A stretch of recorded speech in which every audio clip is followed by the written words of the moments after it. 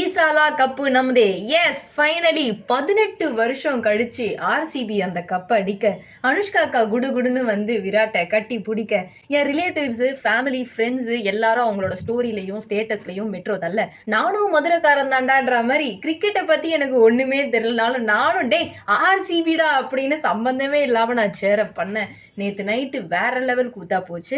But இதில் என்ன ஒரு ஆச்சரியமான விஷயமா நான் பார்க்குறேன்னா, நான் ஸ்கூல் படிக்கிறப்போ, காலேஜ் படிக்கிறப்போ கிளாஸ்ல ஒரு 2 பேர் 3 பேர் இருப்பாங்க. அவங்கலாம் இருக்கிற இடமே தெரியாது. ஸ்லீப்பர் செல் மாதிரி அப்படியே அமைதியா இருப்பாங்க. நேத்து அந்த மிளகா பட்டாசுலாம் எந்திரிச்சு, டேய் ஆர்சிபிடா 18 வருஷம் கழிச்சு ஈசாலா கப்பு நம்மதேடா அப்படி இப்படின்னு போடுறப்போ, நீ என்னடா நீ சிட்டிக்கு கோவம் வருது அந்த மாதிரி இவன் என்னடா இவ்வளோ ரியாக்ட் பண்றான் அப்படின்ற மாதிரிலாம் பார்த்தேன்.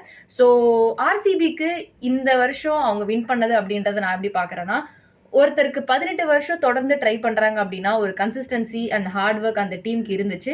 பட் அந்த கன்சிஸ்டன்சி அண்ட் ஹார்ட் ஒர்க்கையும் தாண்டி ஒரு ஃபேன் ஃபாலோவிங் வந்து இத்தனை வருஷமா சப்போர்ட் பண்ணதால அந்த சப்போர்ட் தான் அந்த டீமுக்கு வந்து டிரைவிங் ஃபோர்ஸா இருக்கும் அப்படின்னு வந்து நான் நம்புறேன்.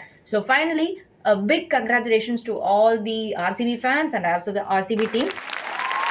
ஸோ வணக்கம் and welcome to the episode 2 of Kadalai Mittai. இன்னைக்கு நம்ம எதை பற்றி பார்க்க போகிறோன்னா, நான் ஒரு காலேஜ் செகண்ட் இயர் ஒரு தேர்ட் இயர் படிச்சுட்டு இருப்பேன். அப்போ என்ன ஆகுனா, பொதுவாக இந்த இன்ஜினியரிங் காலேஜுக்குலாம் தேர்ட் இயரோட எண்டிங்கில் பிளேஸ்மெண்ட் கேம்பஸ் பிளேஸ்மெண்ட்ஸ் வந்து வருவாங்க, கரெக்டுங்களா? அப்போ வந்து என்ன ஆச்சுன்னா, ஏதாவது ஒரு பேர் சொல்லுங்களேன். டிஃபால்ட்டாக என்ன ஒரு பேர் எடுத்துக்கலாம், ஹரிணி, ஓகேங்களா? ஹரிணின்னு பேர் வச்சுக்கலாம். ஹரிணி வந்து என்ன பண்ணுவா அப்படின்னா, அவள் வந்து டாப்பர் அப்படின்னு கிடையாது, அதே நேரத்தில் சுத்தமாக படிக்கவே மாட்டானும் கிடையாது, மீடியம் லெவலில் படிப்பா.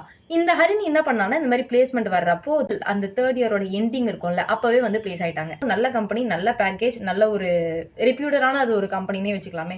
அந்த கம்பெனியில் பிளேஸ் ஆனதுனால எந்த மீட்டிங் போனாலும், அதுக்கப்புறம் எந்த ஈவெண்ட் நடந்தாலும் ஹரிணியை கூப்பிட்டு வச்சு, ஹரிணி ஒரு நிமிஷம் பேசு, ஹரிணி ஒரு நிமிஷம் பேசுன்னு அவளை கூப்பிட்டு வந்து நடுவில் நிற்க வச்சு பேச விட்டார். ஹரிணியை இந்த மாதிரி பண்ணது தப்பே கிடையாது, ஏன்னா அந்த பொண்ணும் நிறைய ஹார்ட் ஒர்க் பண்ணியிருப்பாங்க.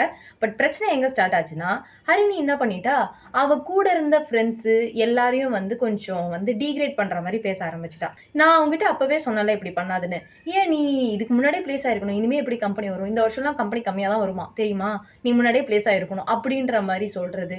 ஸோ மற்றவங்களை டீக்ரேட் பண்ணுற மாதிரி பேசுறதுன்னு நிறைய ஆக்டிவிட்டீஸில் இன்வால்வ் பண்ண ஆரம்பித்தாள். இதனால வந்து என்ன ஆச்சுன்னா, நிறைய பேர் அவங்களே ரொம்ப வந்து தாழ்வாகவும் ரொம்ப வந்து இன்செக்யூராகவும் ஃபீல் பண்ண ஆரம்பித்தாங்க. ஒரு கட்டத்தில் என்ன ஆச்சுன்னா, இந்த தேர்ட் இயரோட எண்டிங் முடிஞ்சு ஃபோர்த் இயரோடைய ஃபைனல் டைம் வர்றப்போ மோஸ்ட்லி எல்லாருமே வந்து பிளேஸ் ஆகிட்டாங்க. பட் அப்போ தான் ஹரிணிக்கு ஒரு ஆப்பு வெயிட்டிங். இந்த ஃபோர்த் இயரோடைய ஃபைனல் அந்த எண்டிங்கில் பிளேஸ் ஆனவங்களை கூட அப்போவே ஆஃபர் லெட்டர் வந்து கம்பெனி அவங்கள வந்து கூப்பிட்டுக்கிட்டாங்க. ஆனால் ஹரிணிக்கு இன்னும் ஆஃபர் லெட்டரே வரலை. ஸோ த கருத்து what I'm trying to say is, இந்த பிளேஸ்மெண்ட் அப்படிங்கிறது என்னை பொறுத்த வரைக்கும் ஒரு கேம் மாதிரி. நீங்கள் வந்து கிளாஸ்லேயே பயங்கரமான டாப்பராக இருப்பீங்க, ஆனால் வர ஒரு ஃபஸ்ட்டு ஒரு 10 கம்பெனியில் வந்து உங்களால் உள்ளே போகவே முடியாது. லக்குலேயும் அது கொஞ்சம் ஒர்க் அவுட் ஆகும் அப்படின்னு நான் வந்து நினைக்கிறேன். ஸோ இனிமேல் நீங்கள் யாராவது இப்போ நீங்கள் காலேஜ் படிச்சுட்டு இருக்கீங்க, ஃபேஸ் ஆகாமல் இருக்கிறவங்கள பற்றி கம்மியாக பேசுகிறதோ கம்மியாக நினைக்கிறதோ பண்ணாதீங்கள். ஸோ த செகண்ட் விஷயம் இன்றைக்கி நான் இதை பற்றி பேசணும் அப்படின்னு நினச்சேன்னா, இந்த ரெஸ்பெக்ட் அப்படின்றது இப்போ இருக்கக்கூடிய ஜென்ரேஷனில் நான் பார்த்த வரைக்கும் ஒன்று மணி, இல்லைனா வந்து பவர் ஆர் பேக்ரவுண்ட் ஆர் அவங்களுடைய தேவை, இது மூணுத்தை வச்சு தான் டிட்டர்மைன் ஆகுது அப்படின்னு நான் நினைக்கிறேன். ஃபார் எக்ஸாம்பிள், இப்போ நான் உனக்கு வந்து ரெஸ்பெக்ட் கொடுக்கணும்னா, ஒன்று நீ வந்து பணக்காரனாக இருக்கணும், இல்லைனா வந்து உன் பேக்ரவுண்ட் ஸ்ட்ராங்காக இருக்கணும், இல்லைனா உன்னால் எனக்கு எதுனா ஒரு வேலை நடக்கணும், அப்போ தான் நான் உன்னை வந்து மதிப்பேன், அப்போ தான் நான் உனக்கு வந்து ரெஸ்பெக்ட் கொடுப்பேன் அப்படிங்கிறது வந்து ரொம்ப பரவலாக இருக்கிற மாதிரி என் சைட்லேருந்து நான் ஃபீல் பண்ணுறேன். ஆக்சுவலி விஷயம் என்னன்னா, இதை இன்னும் கெரியர் சைடில், ஜாப் சைடில் அப்படின்னு கொண்டு வர்றப்போ, உனக்கு வேலை இருக்குது அதனால நான் உன்னை மதிக்கிறேன், உனக்கு வேலை இல்லை அதனால நான் உன்னை அந்த அளவுக்கு ப்ரியாரிட்டைஸ் பண்ணல அப்படிங்கிற ஒரு விஷயமும் வந்து நிலவுது.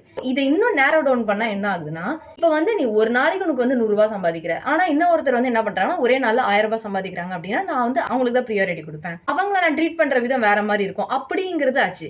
இதை இன்னும் நேரோ டவுன் பண்ணா, சப்போஸ் நீங்க வந்து ஒரு சாஃப்ட்வேர் டெவலப்பரா இருக்கீங்க, இன்னொருத்தர் வந்து சேல்ஸ்ல இருக்காங்க அப்படின்னா, இந்த இடத்துல 2 பேருமே நல்லா சம்பாதிப்பாங்க, 2 பேருமே வந்து வேலையில தான் இருக்காங்க, இருந்தாலும் நான் சாஃப்ட்வேர் டெவலப்பருக்கு ப்ரியாரிட்டி கொடுப்பேன். ஸோ இந்த மாதிரி கொடுத்து இப்போ இந்த சாஃப்ட்வேர் டெவலப்பரும் இருக்கான்னு வச்சுக்கோங்களேன், இதை இன்னும் நேரோ டவுன் பண்ணி, நீ சாஃப்ட்வேர் டெவலப்பர் தான் இருந்தாலும் நீ ஒரு எம்ப்ளாயி தானே, சிஇஓ இல்லையா அப்படின்னு சொல்லிட்டு சிஇஓக்கு கொடுக்கறத விட இவங்களுக்கு வந்து ரெஸ்பெக்ட் கம்மியாக கொடுக்குறது அப்படிங்கிற மாதிரியான நிறைய விஷயம் என்னோட மனசு ரொம்ப பாதிச்சது. ஸோ இந்த ரெஸ்பெக்ட் அப்படிங்கிற ஒரு விஷயம் நான் வந்து காமனாக பார்க்குறது என்னென்னா, உங்ககிட்ட வந்து மணி இல்லைனா வந்து உங்ககிட்ட ஏதாவது ஒரு பவர் ஆர் உங்களால் மற்றவங்களுக்கு வந்து எந்த யூஸ்மே இல்லைனா கூட ஒரு சக மனுஷனை பேசிக்கான அவங்களுக்கு கொடுக்க வேண்டிய ரெஸ்பெக்டோட ட்ரீட் பண்ணுறது ரொம்ப முக்கியம் அப்படின்னு நான் நினைக்கிறேன். சின்னவங்களோ பெரியவங்களோ, இப்போ பெரியவங்க அப்படின்னா ஒரு 60 வயசு 70 வயசு இருக்கிறவங்க கிட்ட போயிட்டு அவங்களோட எஃபிஷியன்சி அந்த இடத்துல வந்து கம்மியாக இருக்குது அப்படின்றதுனால அவங்க ஒருமையில் பேசுறது, அவங்களுக்கு வந்து ரெஸ்பெக்ட் கொடுக்காம இருக்கிறது, அதெல்லாம் எந்த விதத்தில் கரெக்ட் ஆகும்? ஸோ வந்து ரெஸ்பெக்டாக கொடுங்க. அவங்ககிட்ட இருந்து ஒரு ஃபேவரை எக்ஸ்பெக்ட் பண்ணி கொடுக்காதீங்க அப்படின்னு சொல்லிட்டு நம்ம இன்னைக்கு கடையை சாத்திக்கலாம். நம்ம வைட் டேக் கேர்.